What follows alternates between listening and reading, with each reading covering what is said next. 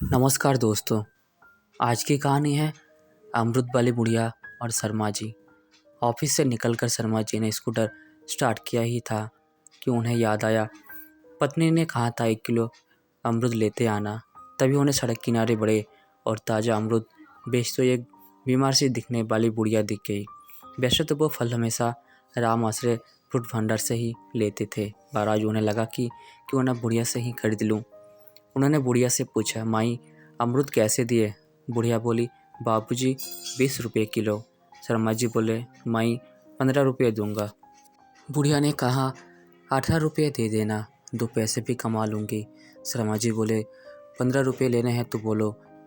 बूझे चेहरे से बुढ़िया ने नाव में गर्दन हिला दी। शर्मा जी बिना कुछ कहे चल पड़े और राम आश्रय फ्रूट भंडार पर आकर अमरूद का भाव पूछा तो वो बोला, 24 रुपये किलो है बाबूजी, कितने किलो दे दूँ?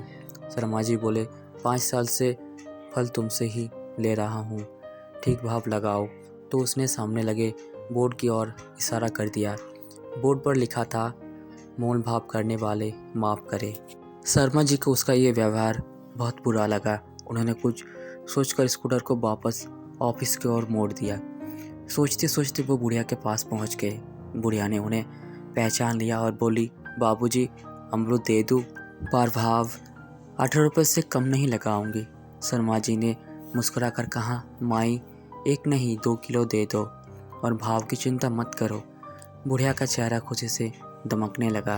अमरूद देते हुए बोली, बाबूजी मेरे पास थैली नहीं है। फिर बोली, एक टाइम था जब मेरा आदमी जिंदा था तो मेरी भी छोटी सी दुकान थी, सब्जी फल सब बिकता था। उस पर आदमी की बीमारी में दुकान चली गई, आदमी भी नहीं रहा, अब खाने के भी लाले पड़े हैं, किसी तरह पेट पल रही हूँ, कोई औलाद भी नहीं है जिसकी और मदद के लिए देखें।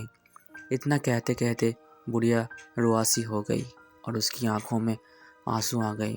शर्मा जी ने 50 रुपये का नोट बुढ़िया को दिया तो वो बोली, बाबूजी मेरे पास छुट्टे नहीं है। शर्मा जी बोले, माई चिंता मत करो, रख लो, अब मैं तुमसे ही फल खरीदूंगा और कल मैं तुम्हें 500 रुपये दूंगा, धीरे धीरे चुका देना और परसों से बेचने के लिए मंडी से दूसरे फल भी ले आना। बुढ़िया कुछ कह पाती उसके पहले ही शर्मा जी घर की ओर रवाना हो गए। घर पहुंचकर उन्होंने पत्नी से कहा, ना जाने क्यों हम हमेशा मुश्किल से पेट पालने वाले थड़ी लगाकर सामान बेचने वालों से मोलभाव करते हैं, किंतु बड़ी दुकानों पर मुंह मांगे पैसे दे आते हैं। शायद हमारी मानसिकता ही बिगड़ गई है। गुणवत्ता के स्थान पर हम चकाचौंध पर अधिक ध्यान देने लगे हैं। अगले दिन शर्मा जी ने बुढ़िया को 500 रुपये देते हुए कहा, माई लौटाने की चिंता मत करना, जो फल खरीदूंगा उनकी कीमत से ही चुक जाएंगे। जब शर्मा जी ने ऑफिस में ये किस्सा बताया तो सबने बुढ़िया से ही फल खरीदना प्रारंभ कर दिया। 3 महीने बाद ऑफिस के लोगों ने स्टाफ क्लब की ओर से बुढ़िया को एक हाथ ठेला भेंट कर दिया। बुढ़िया बहुत खुश है। उचित खान पान के कारण उसका स्वास्थ्य भी पहले से बहुत अच्छा है। हर दिन शर्मा जी और ऑफिस के दूसरे लोगों को दुआ देती नहीं थकती।